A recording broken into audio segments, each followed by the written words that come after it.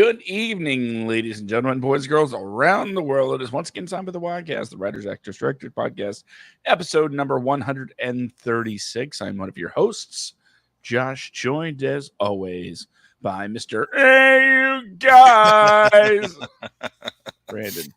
And just so you guys know, first off, happy Friday, Brandon here. Just so you guys know what he's talking about. Earlier this week, I woke up to a very swollen eye, and after spending $200 at the doctor's office, I found out that's nothing more than a sty, and all I have to do is apply heat to it. And so I'm wearing this because I have a ring light, and it's actually my eye is very sensitive to lights right now. Things like Gizmo, Josh, like the Mogwais and all that stuff. That's pretty much what it's like. Now I can I can empathize with them right now, because without the glasses, just to give you guys a look. Yes. This is me excited. Hi, it's Happy Friday. No, just put the glasses back on. Put the glasses back on. I'm putting them back on not to make you comfortable, to make my eye comfortable. So I don't really give a shit. I'm having a good time with it. So, I mean, I still benefit from this. So there you really go. Do. I wish I could say that makes me the most attractive member of the team, but alas, no. But anyway, happy Friday, everybody. It's good to be back here. It's good to have our show. And, it's been an interesting week in the box office, Josh, hasn't it? Like, it's actually been very interesting with a few things, because you have movies that you wouldn't think would outperform other movies. And, we spoke about The Flash last week, right? We spoke about it. Mm-hmm. And we're going to continue doing it this week, because I believe like last week was pretty much going to be a two-parter. It had to be for us to really fill in all the blanks and all the gaps that we were going to discuss. Gotta keep beating that dead horse. Hey, it's a hot topic, and that's what we do on shows. We talk about hot topics. So with The Flash, it has been a monumental box office bomb for the DCEU. The movie that's supposed to wrap up the DCEU, which for some reason was released before Aquaman 2 was. I still don't understand that, but whatever. This is a movie that's supposed to reset the DCEU and all that stuff and bring us into the new, what's going to be the next, the next chapter for DC filmmaking, right? And you want to go out with a bang, but I believe bang is meant to be like a C4 or dynamite or something like that. They went out with like a wet firecracker with this movie. Like it was like it was they went out with like those little like snap things that you throw at like the ground and they just pop. That's what it went out like. One of those. Well, before we keep going, I would like to mention, just for posterity, if you haven't seen The Flash and looking at the box office numbers, that's a lot of you. There will be spoilers just through the natural course of the conversation. So if you haven't seen it and you don't want anything spoiled, you might want to just skip the episode until you do. And then you can come back and give us all the hate about why we're wrong. Because Rotten Tomatoes, both critical and audience scores, have it fresh. Yeah.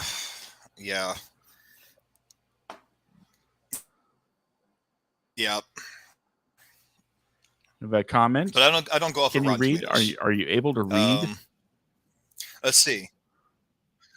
These are not prescription glasses, there, Josh. Okay, these are just regular sunglasses to protect my eyes from the. I'm just wondering if you're. Let me get really close here.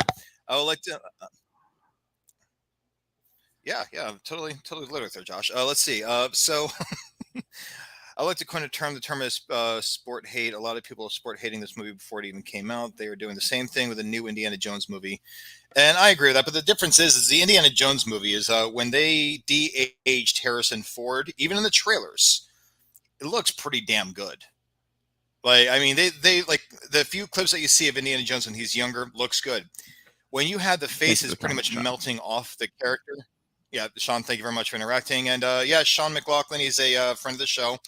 But yeah, the Flash though, like, I mean, let's just talk about like the things that were just that took me out of it. Carry the show for a second. I'll be right back. That's fine. The things that took me out of everything, and I wasn't even sport hating it. And I do like that term, sport hating. It happens a lot. It happened with Ghostbusters 2016, and turns out it's actually pretty much justifiable hate because that movie sucked. It would have been great as a standalone movie, but this isn't a Ghostbusters topic as much as I would love to be. We're talking about the Flash again because that's what Josh wants to talk about. But anyway, so with Ezra Miller's The Flash. There were a lot of things that I was really hoping for in this movie. There were a lot of things I was hoping for. But the really bad CGI, and I'm not talking about the special effects when he's jumping through multiverses or like the timeline or whatever. I'm talking about when he sees his younger Barry and when the two are interacting next to each other. It is painfully obvious which one of these actors is the stand-in for Barry Allen. It is very painfully obvious. Damn near every time the two of them are on the screen, it's almost painfully obvious which one is a stand-in and which one is Ezra Miller. I'm back. Welcome back, Josh. So that is my biggest thing that took me out of the movie. Once I saw the two of them side by side, and if it weren't for the fact that I've always found Ezra Miller to be completely insufferable as Barry Allen. I've never thought he was a good choice for that character. They were a good choice for that character. I never thought that Ezra Miller was remotely close to a good choice for this role. Absolute miscast, I believe. But it's one of those deals where, is Ezra Miller a good actor? Yeah. Is he problematic? Very much so. But the CGI in this movie was just so incredibly bad. I am very happy I didn't spend a dime watching it. So... But yeah, it's. I couldn't tell. I didn't even know that until now. I thought Ezra played two parts. Well, he did. He did. There was a stand-in. Yeah, I assume you're being very facetious with that, but yeah, he this. I don't know, like the stand-in versus when you've had to physically interact with himself. Oh yeah. I mean, like, when he had to touch himself. I mean, it's like listen. It was more believable going back to okay. Michael Keaton was in this movie, so I'm going to use an example with Michael Keaton. Okay, Multiplicity was a 1990 a movie in the 1990s. Absolute hysterical movie starring Michael Keaton, where he clones himself, I think 4 or 5 times. That was more believable to me. And that was in the 1990s versus what they put out with The Flash. And there's a friend of mine that saw The Flash at CinemaCon. And he was telling me, and I think I mentioned this to you, Josh, where he had mentioned that they announced that these were not the finished special effects in this movie. I told you about this, right, Josh? Yes. Okay. So I'll tell all of you guys about this. My friend Jason went to go see The Flash at CinemaCon. And it was noted, and it even came out an article that these were not the final effects, that they still had to fix a few things up. This is just like showing people what was coming. And then he went to go see The Flash, excited to see what the finished effects were. When I asked him what he thought of The Flash, he was like, well, I thought that they were going to work on these special effects, but they look the exact same as they did at CinemaCon. The only difference is, and here's a spoiler, George Clooney. The ending that was withheld prior to the premiere. Yeah. The ending in the CinemaCon. The ending in CinemaCon was strictly Barry Allen watching someone getting out of the car. We never see the face. They just see 2 feet hitting the ground. And then Barry Allen saying, who the hell is that? That would have been a much better ending. Because, I mean, at this point, the movie just was loaded with problems. And I'm not talking about Ezra Miller and all the BS surrounding the actor. I'm talking about just in general production problems throughout the movie. Things that were nonsensical, things that really did nothing to move the story forward, which is the biggest sin in writing. Things that do not carry the story forward. And let's face it, there wasn't a plot. Not one that I could decipher at all. There was no plot to this movie. There was nothing. No one learned a lesson.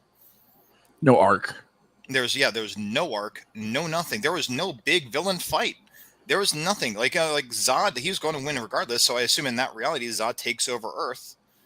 Um, but there was no plot. There was no catalyst, big event, pinch, crisis, showdown, resolution. There was no resolution. There was no crisis. There was nothing.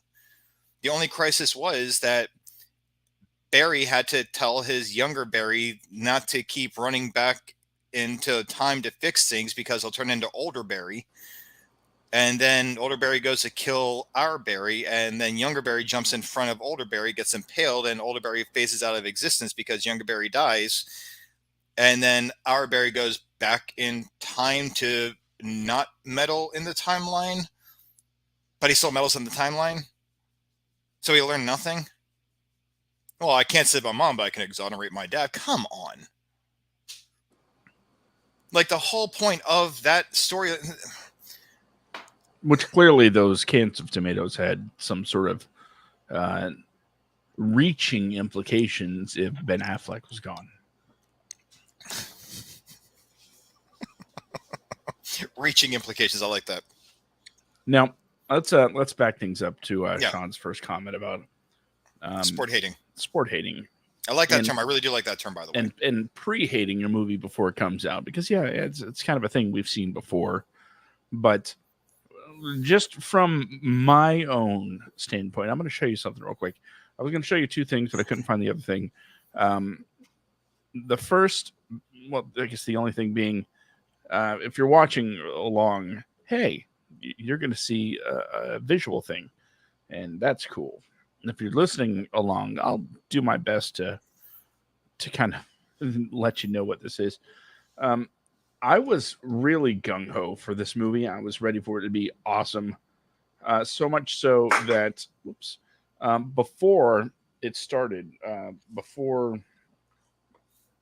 like as soon as I bought the tickets, which was for the first screening of the day in the area on Thursday, which means we got the cool, IMAX poster with Flash, Supergirl, and the Batwing. Yeah, it's a pretty dope poster on it still. Oh yeah. But I took it an extra step further and was like, you know what? I'm gonna really double down and get my popcorn in a Flash bucket. Yeah. That lights up. Yeah. And that looks so tight. Yeah, at least you got something out of going to the theater to go see it. At least you have something that's worth having, because that is pretty dope. That's a pretty badass looking popcorn bucket. It's going to suck when the lights run out. Yeah, but there's a little thing on the bottom here that I could probably replace the batteries if needed. Yes, Sean, this bucket is awesome. But the weird thing is when I got this bucket, God. I'm going to put it completely out there. This costs $25. I know you spent too much on it. But here's the thing. Drinking a popcorn's like $17. So if you take away the cost of the drink and the popcorn, I guess there's because it came with popcorn. It came with the popcorn. You weren't buying this separately. It came with it. So for what amounted to a few extra bucks, it's like, okay, yeah, I'm getting this. So I got the Flash bucket, and it's so dope. I love it. Yeah. I just wish I loved the movie. And again, according to Rotten Tomatoes, which, depending on how you ask, is either, a reliable aggregator of critical and audience scores, or it's a piece of crap website that doesn't know jack about reviewing movies. By the way, it doesn't review movies. Either way, we are in the critical and audience minority when we said we didn't enjoy this movie. And it blows my mind, honestly, that James Gunn said it was one of the best superhero movies he'd ever seen. Yeah, and I don't see that. I don't understand, because he's made some amazing properties from comic book movies. Yeah, absolutely. Stephen King. No, that's Stephen King. He like his books are not known for having strong endings anyway. So let's just face it. He of course he would love the ending of this movie. I wish I could write one like that. Stephen King. That's my impersonation of Stephen King. Yeah, it's probably spot on. Who knows? But the point is, just from a strictly step by step basis, it did lack some things that make for a well put together movie. Yeah. Well, like I said, I mean, it's one of those deals. Okay, what do I say? I like the movie, but I didn't think it was one of the best. Heck, Sean, you can curse. It's okay. Heck, it might not have even been the best superhero movie of It definitely June. was not the best superhero movie in June. No, far from it. Shazam 2 was more enjoyable to me, and I think the Shazam movies are nonsensical. Across the Spider-Verse was absolutely amazing. Absolutely. I think Across the Spider-Verse is one of the best superhero movies we've seen in years. Absolutely. So, actually, you know what? I'll just double down. The Spider-Verse movies so far have been some of the finest comic book movies ever made, in my mind. And they may be animated. We have not seen many animated comic book movies in theaters. I actually cannot think of one in the last decade. The last decade. Yeah, Mask of the Phantasm was phenomenal. And for some reason, comic book movies that are animated are insanely awesome movies. Even like the straight to video Batman Sub-Zero. That was a great movie. That was actually a very good movie. Mask of the Phantasm was the best Batman film we've ever received in my mind. But here's the thing. I feel like DC... Let's see. This is one of those. I'm trying to get a point here. You keep throwing these at me, Josh. Let's see. This is one of those movies that need to marinate in your mind. The action was really good, especially the hospital scene in the beginning. Oh, you're talking about the catching babies thing? Those? Oh, come on, man. I can't do it. I can't do the baby thing. It was. I'm happy that they got the baby from Twilight to be in this movie. Look, I'll say this. I give it a B. When it comes to my rating, 3.5 out of 5. I didn't walk out angry, but it seemed like the more I thought about it, the less I liked it. So my initial knee-jerk reaction was, it was okay, and then when you start breaking down, everything, it's like, yeah, but I still don't regret going. No, I regret sitting through it. I'll give it 2. I'll give it 2 stars. That's the best I can do. That's really the absolute best I can do for this movie. It's one of those things where I wasn't even sport hating it. I was actually holding out a lot of hope for this movie. Me too. I didn't have high expectations. I am one of those people when it comes to comic book movies these days. Let's face it, the days of the Avengers, Iron Man, Captain America, Thor, those days are over. I hope they come back. But the days back when we were going to go see like the MCU movies, and at the end of Iron Man, you had Nick Fury coming out. You see Samuel L. Jackson for the very first time as Nick Fury talking about, he's not the only superhero in the world. The excitement that I heard in the theater when you saw Nick Fury. The excitement of seeing, Captain America, and seeing at the very end, Captain America will return. People lost their minds. At the end of Thor, hearing that Thor will return, and then hearing about the Avengers movie. Like, seeing stuff like that, that was a time where if you were just born in, I'd say, right now, let's say you were born in 2007. 2007, you'd be, 14 years old, 15, 16 years old, right? Today? Yeah. Be like 16. Okay. So, yeah, you'd be a teenager, but you wouldn't understand the excitement because you're too young to experience that first time that came with going to see these movies in theaters. But the thing is what happened in a lot of these movies, and it started with Fox, with the X-Men movies, how they had to have a flagship character for every single movie, and that was Wolverine, right?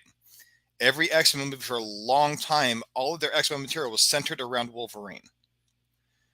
The DCU is so terrified. Aside from things like Aquaman and Flash, I'm very happy. I'm sorry, Aquaman and Wonder Woman. I'm very happy those movies have pretty much just been standalone movies without the need of like having the other characters come in. But with Batman, it was Batman vs Superman. Justice League, it was Batman. It was like a whole clumped together mess. We met the Flash, and then come to the movie The Flash. It's very Batman centric. It's okay. It's funny you mentioned being born in 2007. I'd like to see the return of gritty moves of 2007, but we should come back to that. Yeah, that's the other topic for another time. But the thing is still, lost my train of thought. Oh, that's right. So the DCEU has been very Batman centric. Mm-hmm. Okay, and the Flash has made no change to that. The Flash, although the story it was based off of did concern Batman, it was a different Batman. It wasn't Bruce Wayne. It was Thomas Wayne. In a very brutal and grizzled role. He wasn't retired. He was a dangerous man. And he is searching for his wife. That's how we meet him in the Flashpoint. And even in the animated movie, that's how we meet him. He's a grizzled man looking for his wife. That's all he's doing. He's looking for the Joker. For the life of me, I cannot understand why the hell we did not get a movie with, imagine Jeffrey Dean Morgan bringing the same energy he had with Negan, but making him more sadistic, along with just like a darker, grittier version of himself that I think he could have pulled off flawlessly as Thomas Wayne. Just looking at him as, back in The Watchmen. Imagine that as our Thomas Wayne that we should have gotten in this movie. We didn't need Michael Keaton. He served no purpose. It was great seeing him. Did nothing for the story. Supergirl did nothing for the story. And here's what cracks me up with those two. Michael Keaton. No, I can't be Batman again. I don't need to be Batman. Well, we need your help. Okay. Supergirl. No, I'm not helping anyone. Why should I help you? Please. Okay. Like they just repeated the same formula for those two characters. They're going to say no to helping at first, and then they're going to reluctantly agree because they have to for some reason. It's well, with Supergirl, she saw what Zod did to the innocent people. Oh yeah, but I'm just saying. But either way, what I'm getting at though is they both refused to help at first, and then they both reluctantly agreed. That's what I'm getting at. It's it's. Here's what pisses me off. You know my thing about lazy writing. I cannot stand lazy writing. But somewhere in this world, Warner Brothers found it necessary to give the laziest writers imaginable the green light to write this script. There was no stakes. There was nothing to come away from. Every movie you go see, even if it's a superhero movie, you should come away with a lesson learned, right? Any movie, you should come away with something. You should come away feeling something, not agitation that it went nowhere. So special effects aside, this movie was fucking horrible. There's my one per episode. This movie was an absolute travesty because it did nothing. It made you feel nothing. There was no stakes because, hey, guess what? Something happens. There's a whole multiverse. Just go back and do something else. The only time jumping that we've seen in the entire movie was nothing more than younger Barry going back in time to try to reset the timeline and Barry chasing after him to see that it's the same thing over and over again. That is the only time traveling that we saw in this movie. The rest of it was jumping through multiverses. Was it good seeing Nicolas Cage as Superman in the Long Lost Superman Lives movie? That was awesome. As you said before, John Waters is very happy to see Superman fighting a giant spider somewhere. John Peters. No, John Peters. Yeah, John Waters. Yeah, John Peters. Sorry. John Waters might have loved it too. I don't know. But seeing Christopher Reeve come back and Helen Slater come back as Superman and Supergirl. Yeah, that would have been cool if it was even finished. It looked fake as hell. It looked like a computer game. And you cannot convince me that that's how that was supposed to look. But it was intentional. I can see where they're saying the PS2 graphics were intentional. The overly bad Bruce Wayne and the very bad Henry Cavill from when they were fighting him in Justice League. I can see where they would say those were intentional because that did look stylized. But having Christopher Reeve and Helen Slater both moving and looking at this giant tear in the multiverse, which is a straight up ripoff from Spider-Man No Way Home in my mind. That was a straight up ripoff. But having those two and having them look as bad as they did, Nicolas Cage looking as bad as he did in that CGI form, it was just, and I was embarrassed for Andy whatever Macchietti Machete. Machete. Okay, I was embarrassed for him, He's going to be directing the Batman movie. and that scares the hell out of me. Not me. I hope in this movie you saw how much he loves Batman. Oh, I know. I saw how much he loves Batman. But what scares me is the fact that this movie is so horrible. I don't think he understands the characters. He may love Batman. But you know what? Avi Arad, he loves Spider-Man. And look at Spider-Man 3. He loves Venom. Look what happened with that. He loves Marvel. But it's just like the thing is you can love a property and still not understand it. And I don't think he understands the character. So I think whatever he puts out is going to suck very badly. And I have no hope for the DCU just based off of this movie if Andy Machete is involved. Like I think that's a giant mistake. And he's made some amazing movies, granted, but they weren't superhero movies. I will, as usual, hold out hope. I hope so. And because this is not me. What the S stands for. I will say this. One thing I took away from The Flash was that Sasha Calle was amazing as Supergirl. She did a great job. But I also, here, let me ask you this, Josh. Go for it. Superhero suits used to be practical, right? We used to see practical suits all the time. The Tim Burton and even the like Schumacher and Christopher Nolan Batman suits were all practical effects, right? Of course, except for when he's flying through like the skyscrapers, that's obviously fake. But the suit, the cape, all that, it's all practical effects. When he's moving fast, he's in the suit. I noticed there's one big thing that's happening. Even Deadpool, it's all like X-Men. They were all practical effects suits, unless they are like obviously, say Mystique shapeshifting. Now, one thing I'm noticing with the DCEU is that they were taking a page from Green Lantern. A lot of these suits, they may be wearing practical suits on set, but they are tampered with so much CGI when they're moving. Even if it's just walking, or if it's the scene where like Sasha Calle is like flying or just floating in the air, like absorbing the sun, that's a CGI suit that they put over a practical effects suit. It wasn't just smoothing it out. They replaced the whole thing with a CGI suit, the cape and all. It cannot just be me that's getting so exhausted and fatigued from seeing all these CGI costumes that are just blurry when they're moving fast, as opposed to the badass suits that they started off with, like Man of Steel. One thing I'll say about Zack Snyder in that movie, aside from Zod wearing like all the suits that the Kryptonians wore, those are all CGI. I could not tell when I saw that movie. It looked real. It looked like they were really wearing those. But the costumes that they're wearing, especially like with Superman and his super suit, that like when he's moving really fast or when he's getting knocked back, he's actually wearing the suit. The cape is put in post, but what you're focusing on is his suit and on him. But there's so much CGI in this movie. It's so CGI centric that it's almost impossible. It's so distracting for me. But my question for you is, are you like, does it do anything for you? Like just seeing all these CGI super suits these days, or would you rather go back to like the days of practical effects and having CGI just coming in, like just touching up on it? Honestly, I haven't thought about it. I think that's been my biggest thing. Yeah, haven't really given it any consideration at all. Well, Sean, you are on our show here interacting with us. I'll let you answer that one. See if you're still here. You're welcome to comment on that one. I am very curious about your thoughts and whatever. But it's just like, it's one of those deals where it's exhausting to me.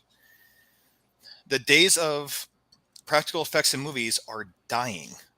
and they're being replaced by like these rubber band men and women that we see in these movies.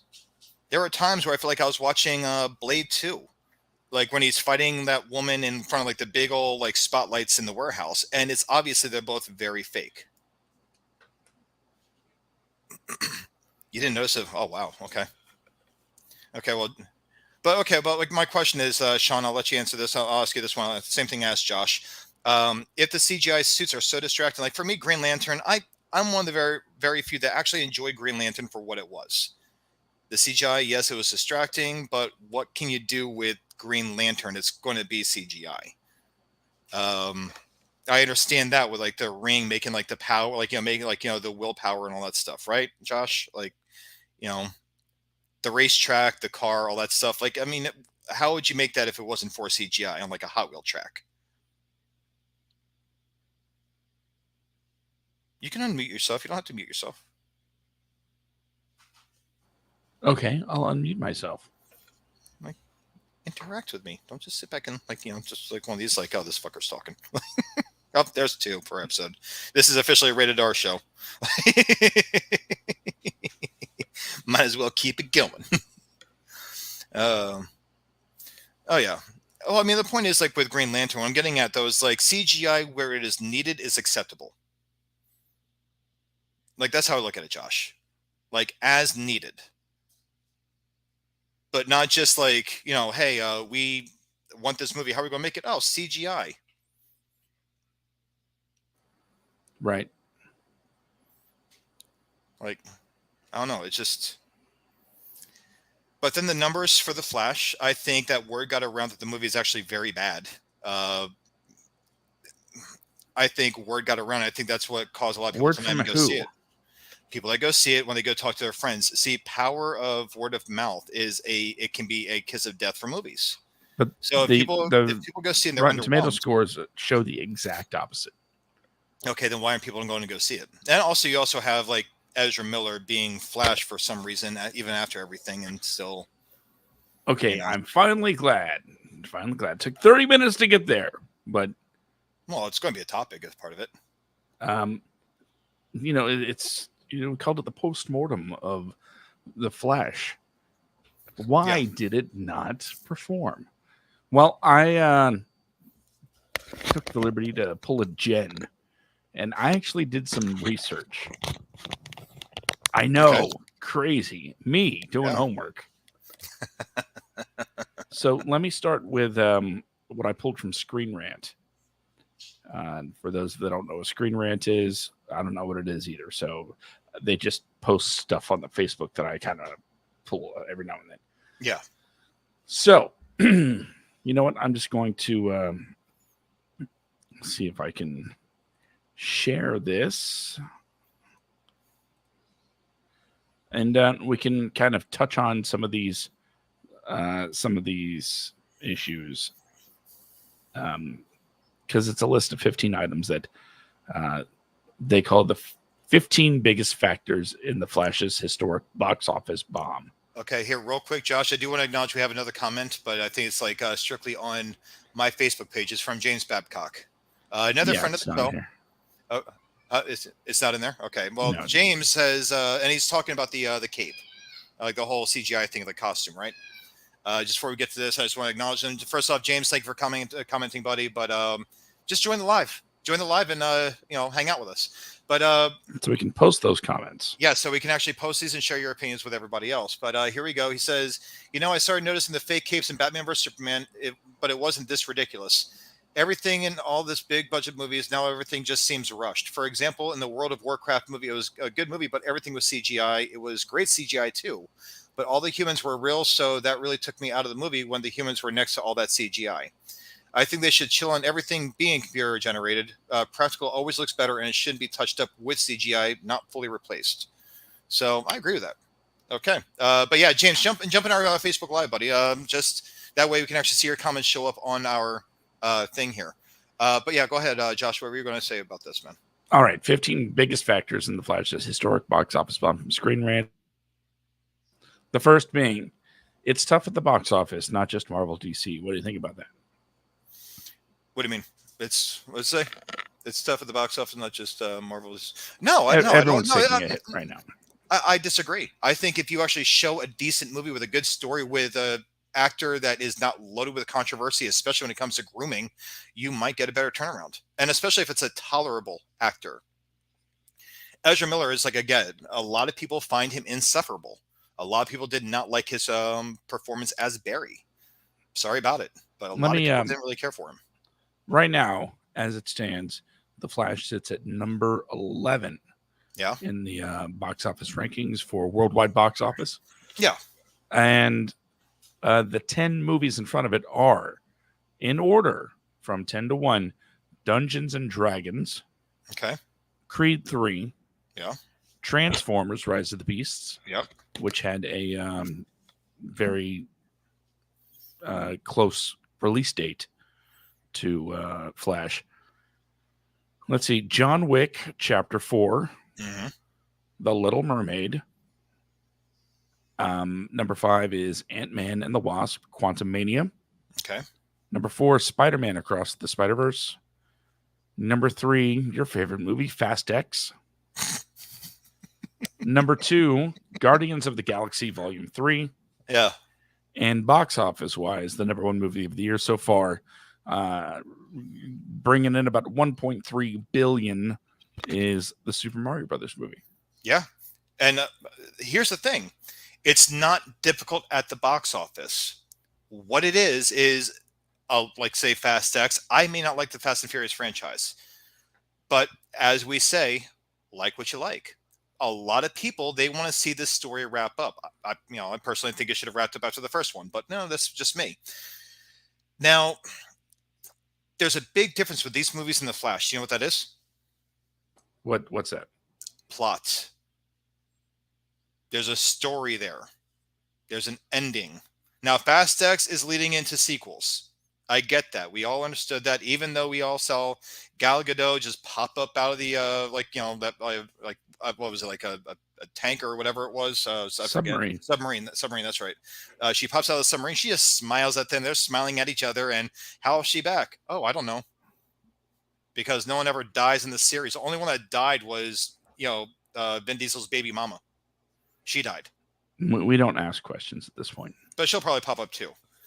But what? Wait, you guys thought The Flash was the only movie we'd be spoiling? No.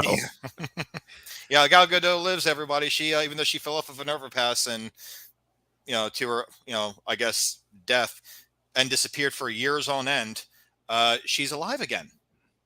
Why she never reached out to the team? Reasons. Yeah, it's the thing is, I was like, all these movies are movies that have a storyline to them. The Flash, character development and character development, they learn stuff and everything else, and you can come away from them. Super Mario Brothers movie is where it is because, let's face it, Super Mario, it's an awesome franchise. It's an awesome series. It's based off like incredible games that the games themselves have tons of stories to pick and choose from. And they way chose that none of them. And they chose none of them. Exactly. They made a fresh story for these characters, and they did a great job. And at the same time, they also had callbacks to other Nintendo properties. They also had callbacks to the Super Mario Brothers Super Show with their commercial rap that they had in the movie, which for the young kids, that is from a TV show that came around from when Uncle Josh and Uncle Brandon were kids.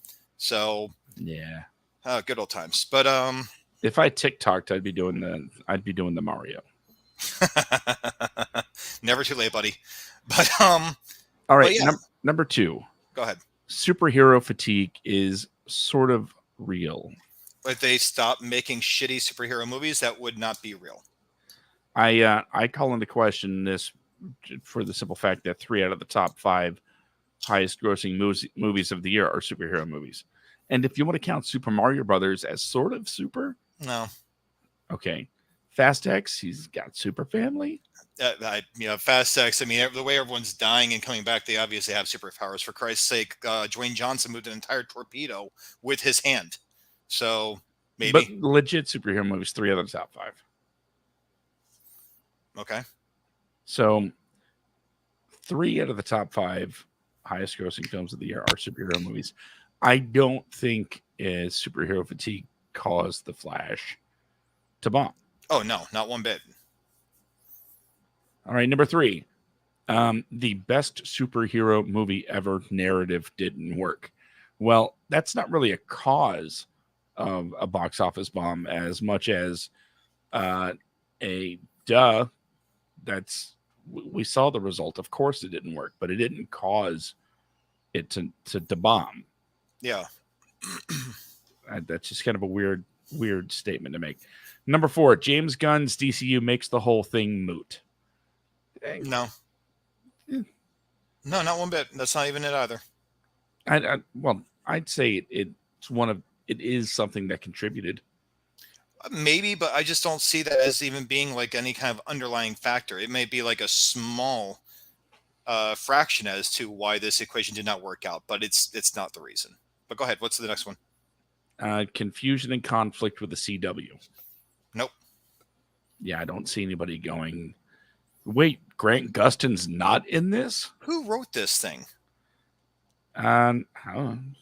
Maybe I should have done my due diligence. Okay, well, okay. Let's get back to it because I need to speak with this author. Number 6, the incredibly tight limitations of the multiverse. Nope. What?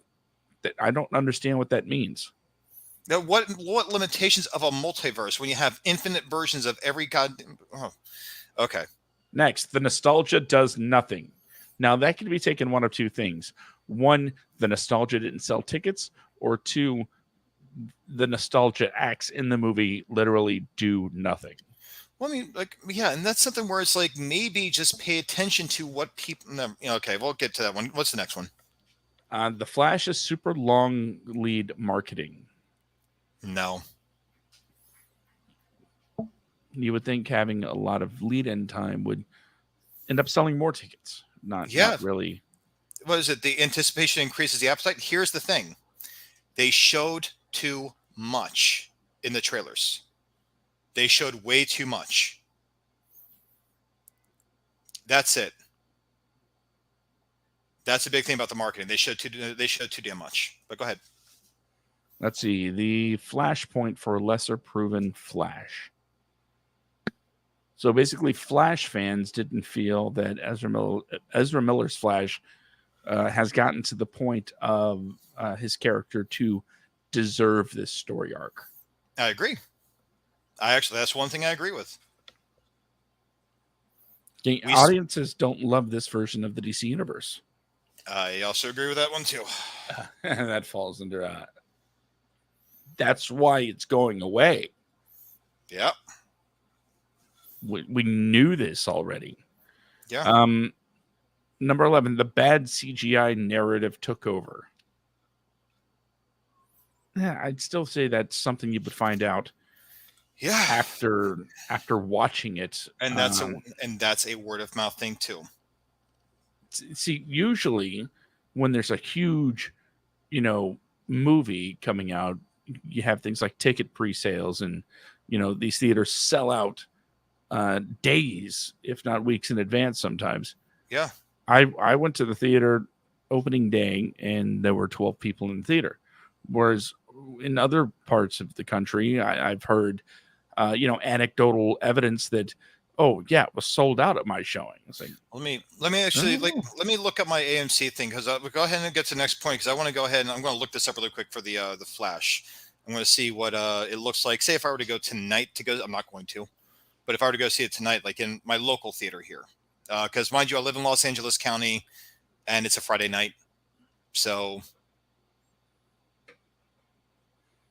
All right, fan and early screenings hurt. Yeah, again, word was pretty positive coming out of the screenings. Ooh, wow, that's not good. Here, real quick, box office draw right here. This is for a showing it at 8:15 on the. Go those empty seats there. That's a small theater too. That's just one of them. 10:35. That's even more embarrassing. Oh, sorry. There we go. Like that. That's what I'm seeing a lot out here, though. And let's say, like, with a much bigger theater.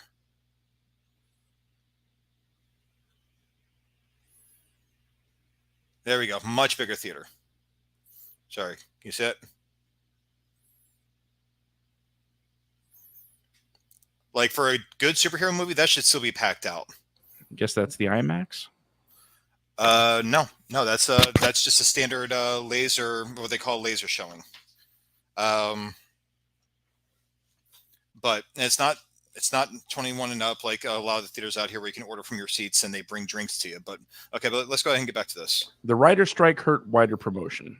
No, Now I'm gonna say that this one has some teeth as well. maybe very little, but not much. The promotion has been less have been running long before the strike happened. Right. But not being able to have anybody out there to promote it, no late shows, no nothing like that. Well, I'm not saying it's the reason it bombed. I'm saying it could be a relatively minor factor. but no, the strike doesn't affect promoting already made properties. It That's does. what It people. absolutely does. No, it doesn't. Not one bit. No, the thing is, it's like you can have the actors out there promoting stuff. You can have the With companies who? out there. What I'm getting, give me a second. What I'm saying is like you can still promote something if it's done because you're paid for everything you've already done as an actor. You're But paid the for the people that run the shows are on strike. Yeah, but that's fine. But I'm saying is like if they want the money that they're actually like, making off this, if they want the back end, then they would be out there promoting. Now that's what I'm saying. The talk shows are not in production. Oh, okay. I thought you were talking about like the just like promoting, and now I'm not talking about talk shows. I'm talking about actually promoting it. Okay, Yeah. I was talking more doing like the circuit. yeah, I was talking about like the news presses and everything else because they're still out there like giving interviews. But Ezra Miller is not able to give many interviews because he's surrounded by controversy. Yeah, he has given zero So interviews. yeah, he never showed up until the red carpet, right?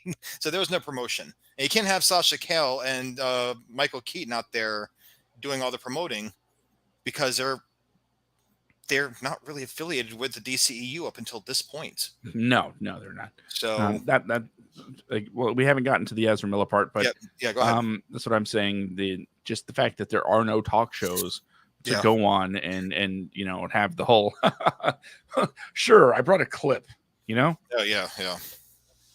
Let's see. The press tour was weakened by no Ezra Miller or Michael Keaton.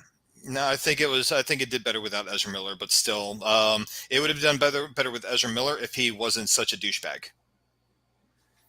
If he wasn't so problematic about everything, and he didn't have multiple charges against him right now, facing serious time if people stop protecting him. He probably would have actually. He's not an unlikable person. That's the thing. His personality, when he's not psychotic, he seems like he would actually be a charming person. But all right. Yeah. And finally, the Ezra Miller controversies. That's a large part of it. But I think it's much simpler than that. The plot. No, absolutely not. I think so, because like the Flash movie is based off of a very, very revered storyline that they absolutely butchered. But I'm just saying there were no pre-sales. There were no advanced ticket sellouts in a wide variety of markets. There is no reason for people to know about any of the problems with the plot or anything like that beforehand, because all of the reviews coming out of the screenings were overwhelmingly positive. I must have seen a different movie. Like that's all I can say. I must have seen a different movie. Because for the life of me, I cannot see what is so great about this. And like for ladies and gentlemen, this group that myself, Josh, and Sean are all in, called Movie Addiction, it's getting mixed responses from the group. I would say, right? Like mixed responses. Yeah. You have people saying it's such a great movie. And you have people saying it's like, no, it's not. And you have people like me that says it's an embarrassment of cinema. It's an absolute embarrassment to me. Right. At least like when you do something fresh. But fresh does not always mean just shoving nostalgia down someone's throat and hoping that's going to do something.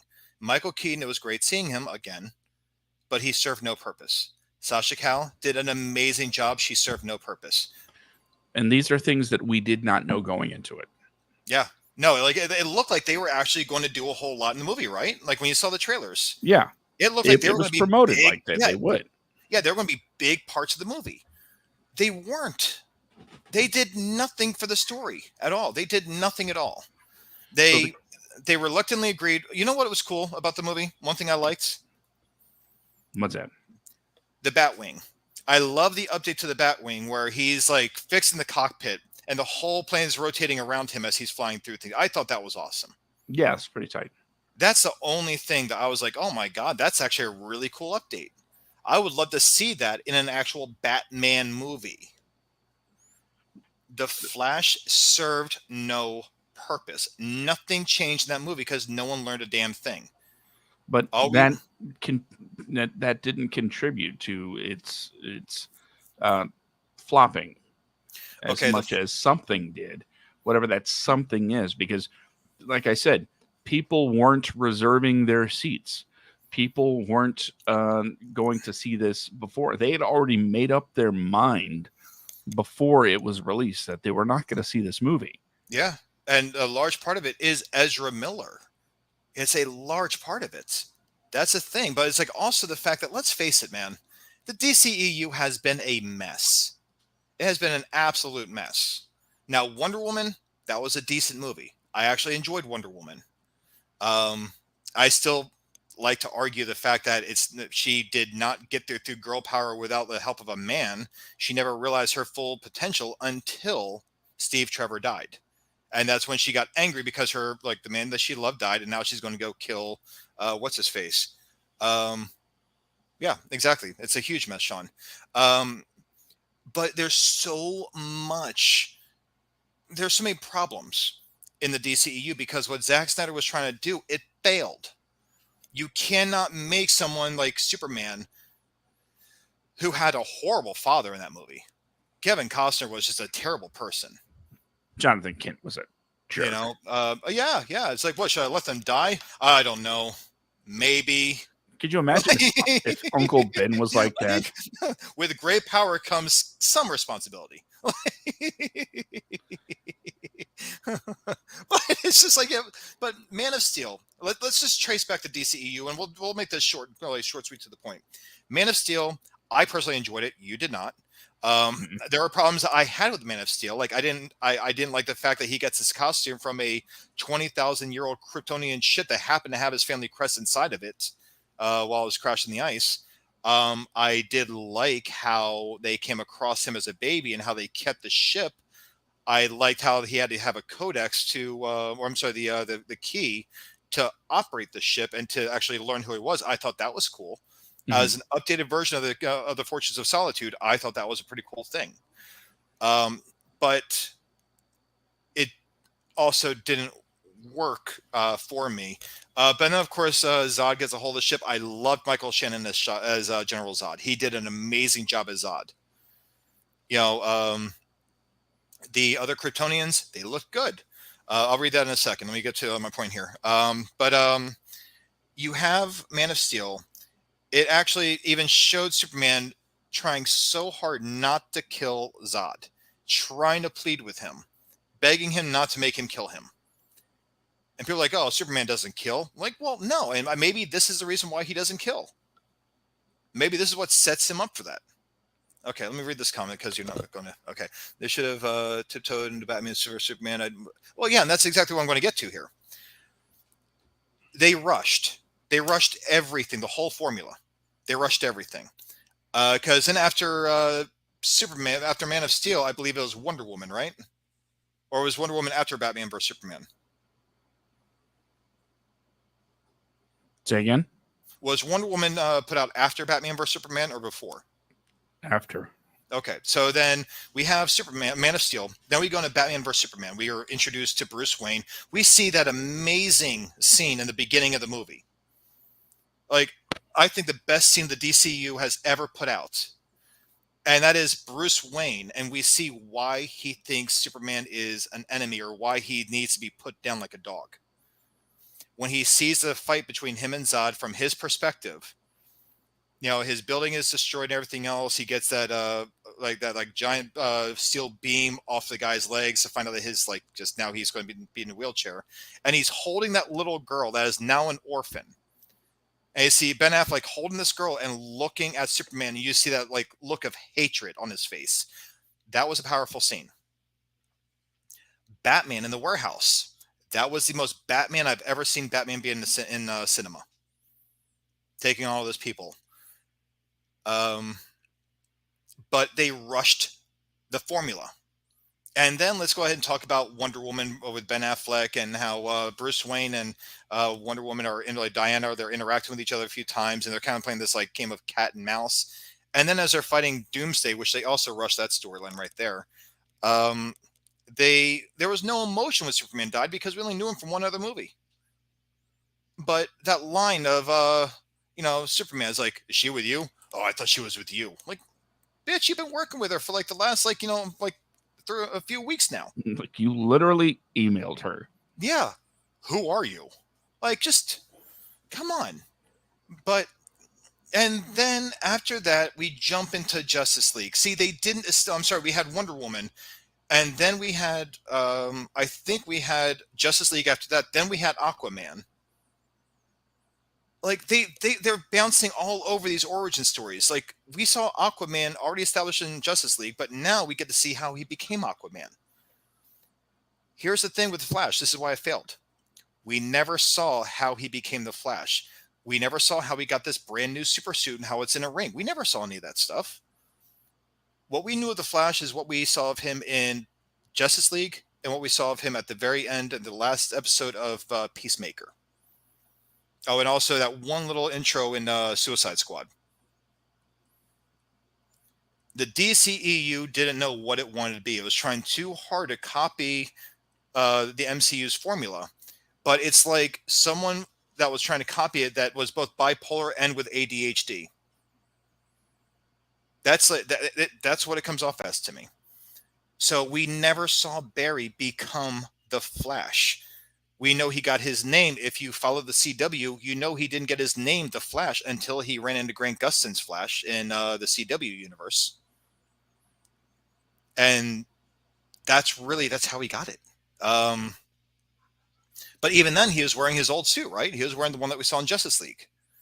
Mm-hmm. We never saw him really become the Flash here. We never saw like an origin story. That would have been ideal. That would have been ideal, like Man of Steel, The Flash, since they happen around the same time, apparently, right? That like the same time, like Man of Steel, The Flash, all that. So that's when it happened when he got his powers. It should have been this. It should have been Man of Steel, Flash. I'd go for even Wonder Woman, and then Batman. And then you can have like the whole Batman part, like where like at the very end, you see that this is taken, like, this story's taken place during the events, or even like after Robin was killed. We can have Robin briefly get killed in the beginning, and at the very end of the movie, we could see and find out that this is taking place back in 2012 because he ends up in Metropolis. And we see him watching this fight between him and Zod, and that can lead into Batman versus Superman. I'd say find a better villain. Like, I mean, it would have been great to have Brainiac there instead of like, just shoehorning in Doomsday. But I guess if you're going to make Doomsday, you're going to make it like that way, like, whatever, make it Zod. And then it should have gone into the Justice League. Or I'm sorry, then like I guess then we could have like Aquaman, and then we could have Justice League. But there's no stakes. There was nothing in that whole series. They didn't lead anything into it. They didn't they just like shoved everything together to where it's like it's a cluster. You don't know which stories happened first. But then we had Wonder Woman 84.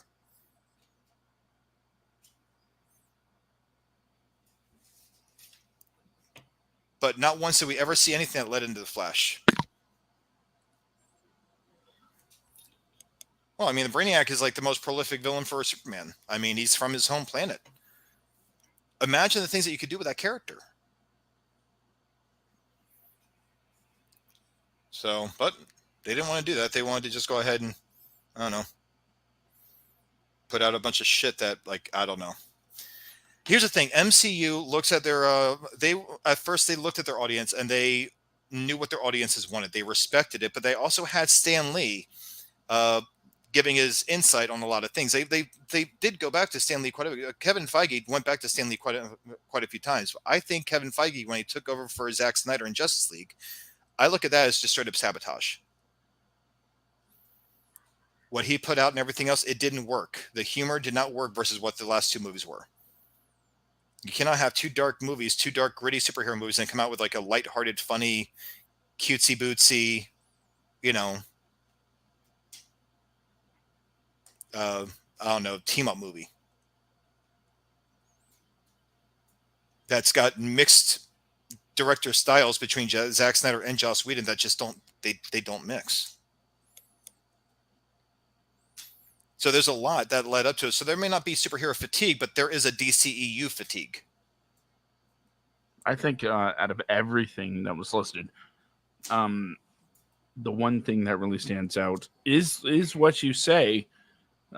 Just looking at the diminishing returns for the franchise of DC as a whole, whether it's Black Adam or Shazam: Fury of the Gods, Wonder Woman 84, it's all just going down. And quite frankly, there was absolutely no momentum for DC going into this movie. No, and you're right. Out of everything, including the Ezra Miller controversies, because we both know people that absolutely refuse to see this because of the things Ezra Miller's done. Yep. Danielle's one of them. I personally feel that it's more the lack of interest in the universe playing out rather than anything else. Yeah. It was just not going to sell tickets. It might have sold a few more tickets if Ezra Miller was fine, but I still think it would have been on the maybe even just the low end of profitable. Yeah, I think it would have done mediocre. On its best day. Yeah, it is sad that Black Adam has done better than The Flash. It is so sad that a movie like Black Adam that was just mediocre at best. But the thing is Black Adam did not rely on flagship characters to have the movie told. That's the one good thing I can say about it. Did they butcher the whole story of Black Adam? Absolutely, they did. making an anti-hero with a quirky kid. Oh yeah, hanging around, teaching him. You gotta have a catchphrase. Yeah. It's but I mean, turning him into an anti-hero instead of a flat-out villain for Shazam. Mm-hmm. And the fact is that they wanted him to be the villain for Shazam multiple times, and The Rock's like, no, I'm not going to have Shazam in my movie. Like, let's see, I agree. Look at Marvel. People say, yeah, exactly. But the thing is like with this movie, you have a dying momentum of the DCEU. It is slowing to the crawl. Now, I expect Aquaman 2 will probably do very well because Amber Heard's barely in it. You have one problematic actor that you don't have, people can't really stand her. So she's going to be in it for like a quick scene, I guess. But you also have Jason Momoa, who is very, very likable. He's very charismatic and he is hysterical. And let's face it, as a grittier Aquaman, he does a great job. Best part of Fast X, I think. Yeah, I will agree with that. He was the best part. Like that whole opening chase in the beginning, I was cracking the hell up the entire time. But he's like the Joker for Fast and Furious franchise, basically. But with The Flash, what made it fail was just that it's not special. We don't see anything that made... There's no real struggle for Barry. He saves his mom. You think his mom's going to be a big part of the storyline, and he's going to try to spend time with her, but he can't because there's another Barry that he's got to like mentor, or maybe find out who killed her. Yeah, that too. See, if they told a compelling story, that is my thing. If they told a compelling story for this movie, they could have had so many asses in those seats for weeks on end. If they had brought in the Reverse Flash, because they said flat, Andy Muschietti said that, oh yeah, the Reverse Flash is the one that kills his mom. Well, then why didn't we see that? Why do we not see him fighting the Reverse Flash? Because you could have actually, even with Ezra Miller's problematic history of recent years, you could have had people in these seats selling out on tickets with or without a strike. You could have had people watching this movie, and then you could have had another movie that comes out where he's like, that leads into the Flashpoint. If you respected the material, didn't try to make it fresh and bring back nostalgia to put asses in seats, you could have absolutely rocked the shit and made the Flash the very best superhero movie that's been made in years, live action. All that potential that was just squandered and thrown out the window because, yeah, Barry didn't give a shit who killed his mom. He didn't give a shit about, like, like, oh, well, my mom's got to die so the world can live. Okay, but what happens if I move this can? Like, oh, God. I don't know. I was really hoping that this movie would be better. I really was. And it's because I have two favorites in DC Comics, two favorite characters. The Flash and Two-Face. Yeah, that's it. I was hoping it would be better also. Yeah. Even though I sort of enjoyed it. Well, at least you got something that's worth walking away from the theater with. But it's just like, the Flash is my favorite superhero in DC, and Two-Face is my favorite villain. I was really hoping that they would do something to respect the Flash's like legacy as a comic book character, and I was hoping that, I knew there was going to be a speedster involved, but I was hoping that speedster would reveal himself to be the Reverse Flash until I saw the leaked images of it just being, another Barry that's like got spikes all over him from whatever. I didn't know what it was at first, but then, I guess kryptonite ship shrapnel poisoning that infected him for decades. I don't know. It's a little messy there and a little wonky, but still. Okay. See, my daughter and I were talking about this today. She asked me who I thought would make a great Flash. I was thinking Ryan Reynolds would have been a good Flash. A younger Reynolds. Well, yeah. Honestly, just, I don't even care who plays the character. Just at least respect the story. That's it. Like, you can have a great actor and a shit story that makes a shit movie. I always thought Barry Allen was supposed to be not cocky, but a little more confident. Yeah. He is. He's overconfident. And I mentioned this before, but it seemed like Ezra's portrayal of Barry puts him somewhere on the autism spectrum. Yep. That's what it looked like to me.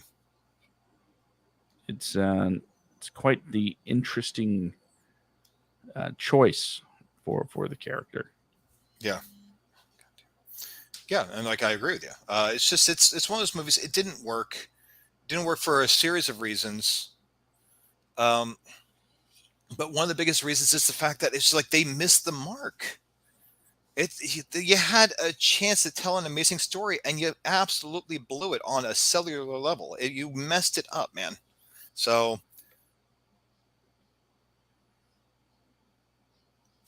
I agree to an extent. I think that the movie star thing, it's not what it used to be. There's really, I don't know if it's just me. I've worked around A-list actors. I've met a few of them. Like, I know one or two, like, on a personal level. I've gone to Runyon Canyon. I've run into people that, like, are in movies or are like leads in TV shows. They're just people. Way back in the day, people would be losing their mind seeing these people in the streets. Now you're just used to seeing them. Like, now, like give me a good story with them, and I'll be excited to speak with them. But you want to know, and this is going to completely change the topic for just a brief second. Mm-hmm. But you want to talk about movie stars and making good stories? Yeah. Well, I went to the movies today, And Wes Anderson proved once again that you can do both, tell good stories and have movie stars in the film to do it. Yeah. Uh, everyone should uh, everyone should go out and see the new Wes Anderson flick. Yeah, but Wes Anderson is actually a very good storyteller. I can't think of a single movie that he's made that I was like, oh, this movie's horrible.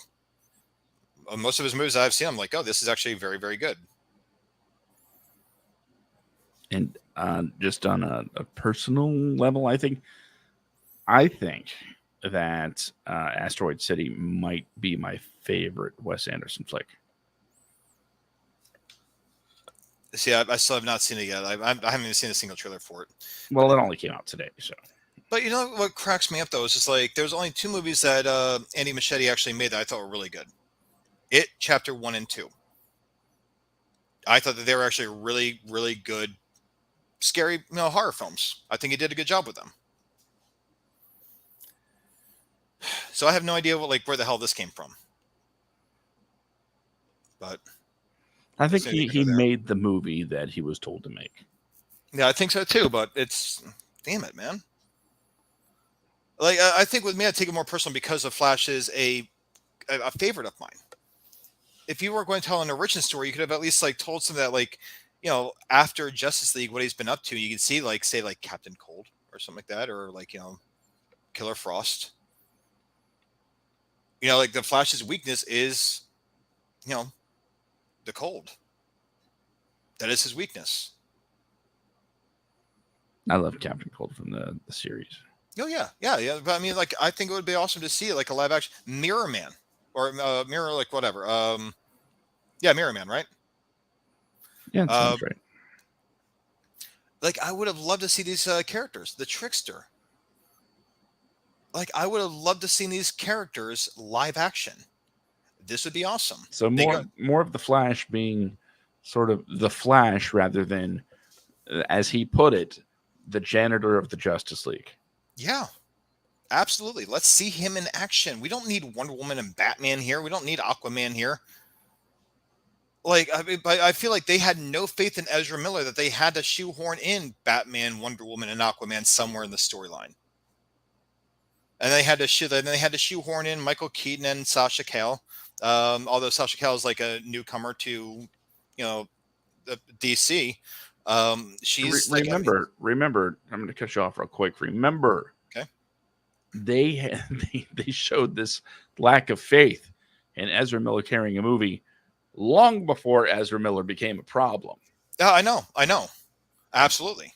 But that's what I'm getting at, though. If you don't have faith in the character, don't give the character. If you don't have faith in the actor, don't give the actor a movie.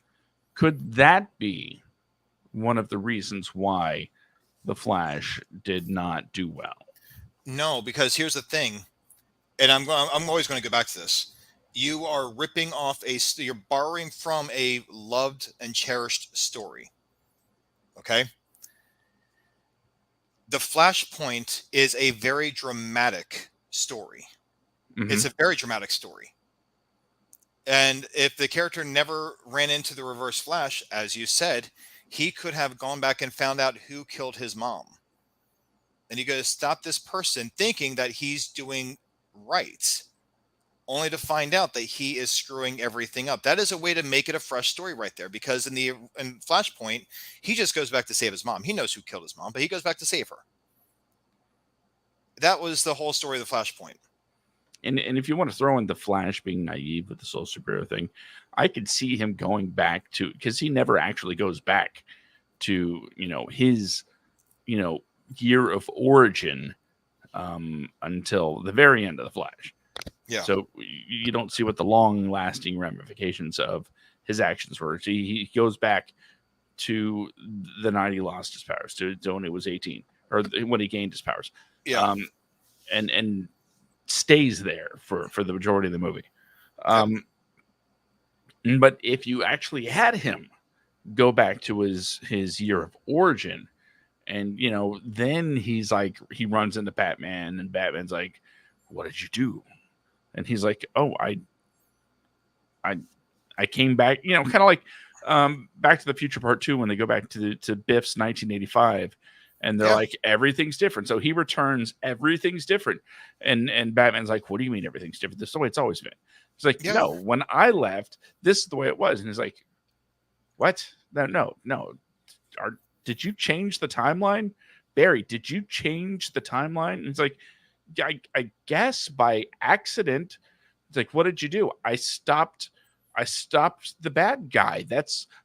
We're supposed to stop the bad guys, right? And it's like, but if it changes history, you can't. yeah, yeah. It's like, but that's the thing, though. That is what pisses me off. And like that I've spoken to, that are comic book fans that I've spoken to about this, that is what pisses them off. Almost verbatim, someone said what you said about how they could have made this more like a crime caper movie where he finds out who the villain. They could have made this very much like Seven. I love that idea. Someone said that to me. I was like, oh my God, that's awesome. Imagine the Flash, but like Seven. And it's reverse Flash doing everything, and Barry's one step behind him the entire movie. They come to blows, they come close to each other, like in Seven. Brad Pitt finds the killer for a second. They run into him in the apartment, and then the killer pretty much beats his face in and then runs off, right? Imagine something like that happening in the Flash movie, where he's trying to like stop this character. You could have had a crime caper, but if you're going to do Flashpoint again, he can go back, he can find out that this person killed his mom. So he thinks in his naive like thoughts that he's going to stop this person and everything will be fine afterwards. Because then that makes sense. He's going back like, I guess like 18, I don't know about 18 years, but he's going back like in the original version, he's going back to like, I guess when Bruce Wayne was younger. And he stops his like I guess now Bruce Wayne dies because of the butterfly effect. But it didn't make sense. This is what didn't make sense in the movie is the fact that he changes everything to where now even in space, Zod catches Superman.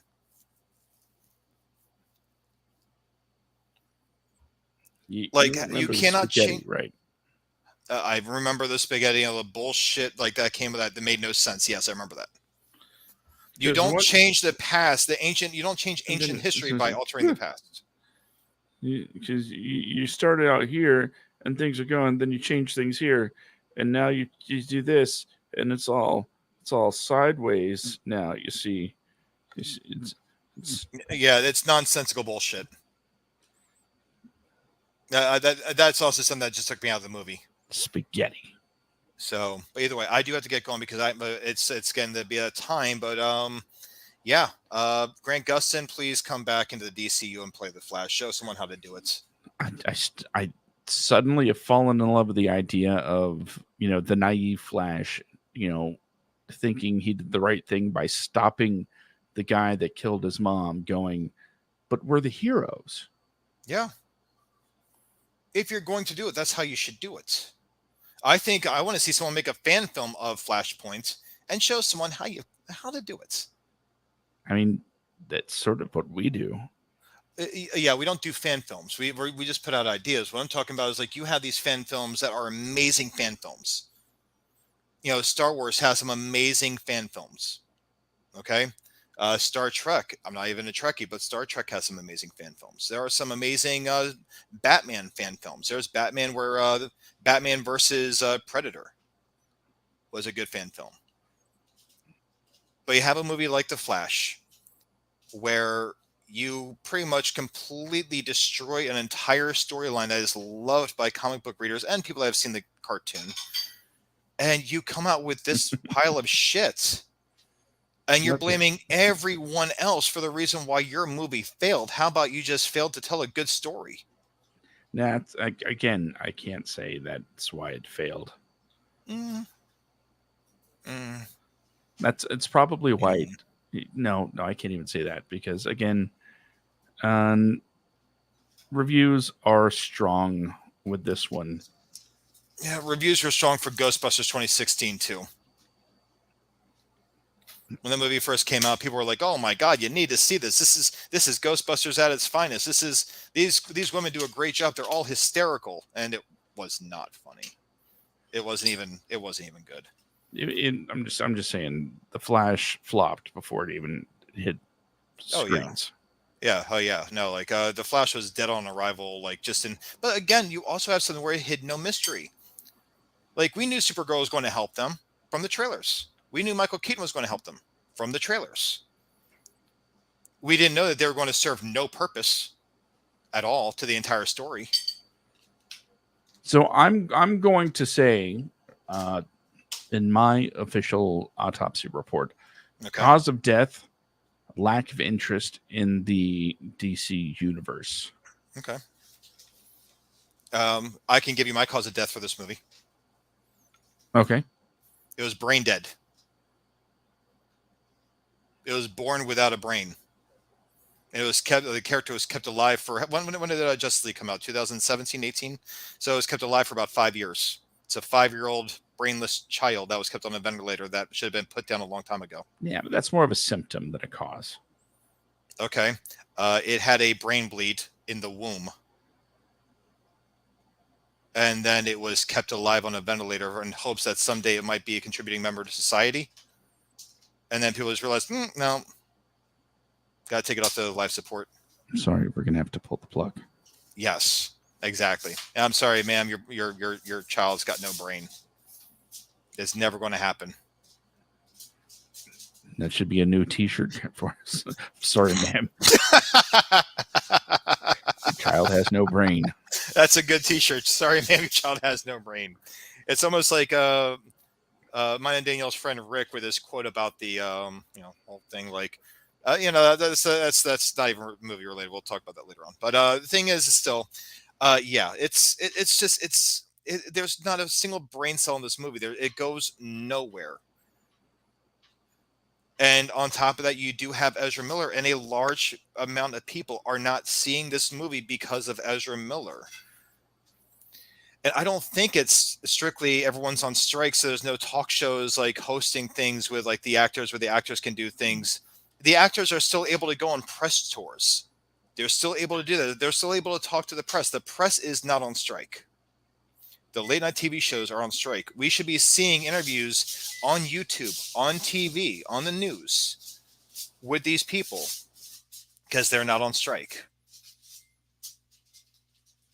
But Journalism is not on unfortunately, strike. the two biggest names associated with this film aren't doing press. Oh, I know. Yeah, absolutely. Michael Shannon even said he didn't see the point in coming back as Zod. He didn't. I agree. I'm saying he didn't come back. They just used his face. I thought Michael Shannon actually came back and played the character, didn't he? Yeah. Or is that was CGI too, huh? Yeah, that was CGI. Okay. See, and that is what it. I don't have superhero fatigue. I have CGI fatigue. I'm so tired of people thinking CGI is going to fix everything. It should be a small band-aid on a tiny cut. That's what it should be. It should not be like a cast around your entire body. Well, before you go, did you see the new shirt design? I did not. I haven't gotten a chance to look at the store yet. Well, Are you going to post it really quick so I can see it, or? I like it. That's the new shirt design, huh? Shadows T-shirt. Right now, it's on sale for $16.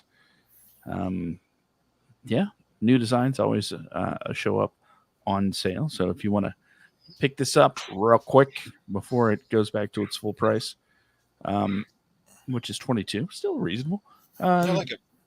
Yeah, it's just old me and Brandon in our shadows. Yep, I like it.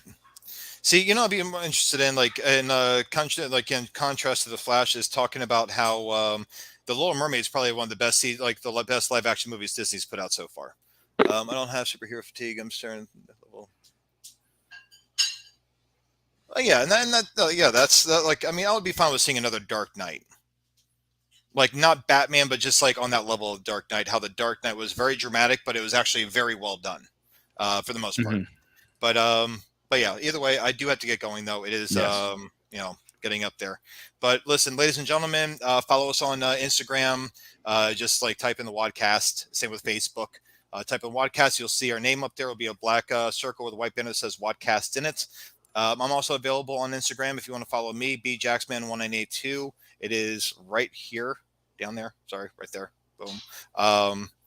It's just come follow me. I post occasionally, not very often. I'm not a very social media savvy or heavy person.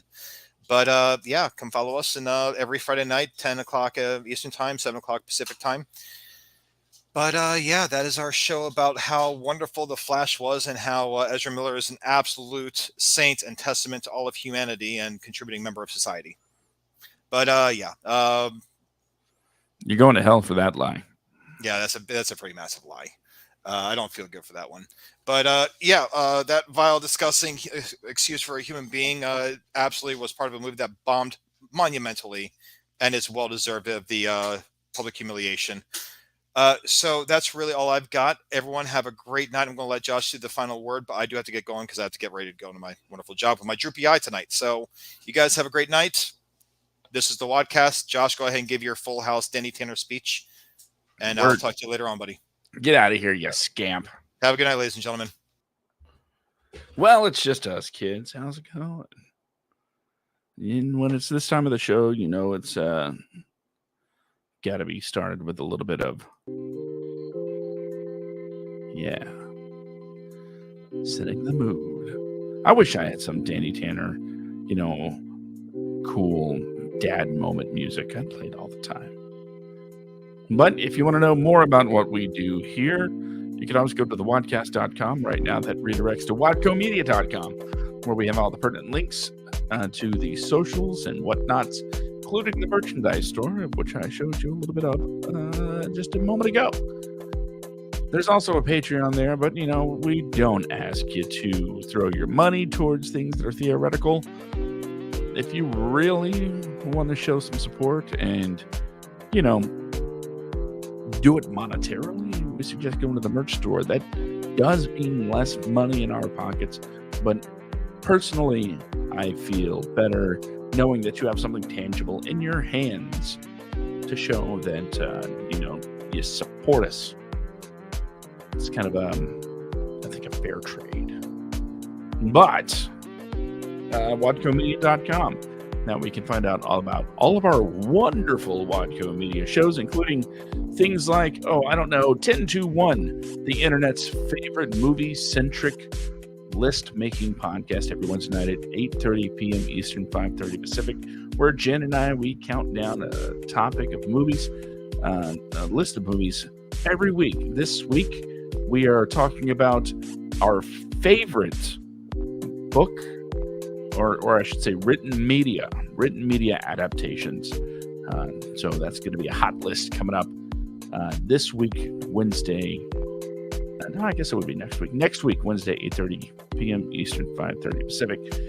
And generally every Thursday, there's the Storyteller's Power Hour, hosted by Jen, who is a wonderful, wonderful host indeed, and goes into all of the nitty-gritty details of what it takes to write and be a writer, and really breaks down not only the process but the results of the hard work. She's a author herself and knows quite a little bit about putting the words to paper. And of course, there's the WADcast, here each and every Friday night at 10 p.m. Eastern, 7 p.m. Pacific, hosted by yours truly and what's his face that left early. I want to say Bradley? Anyway, so it's that time where I remind you for the 135th time, we did take 1 week off, that the only thing standing between you and your dreams is you. So if you want to be a writer, you got to start writing. Just don't get paid for it because, the WGA's on strike. It would be really crappy if you had to cross a picket line. So write, don't sell. Write and write, don't sell. If you want to act, set up that camera, do some acting.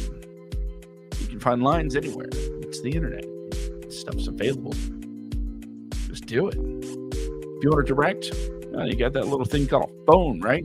And these days, hey, there are some pretty good cameras on the phones. And it doesn't need to be Star Wars. It doesn't need to be Jaws. It doesn't need to be, Asteroid City even.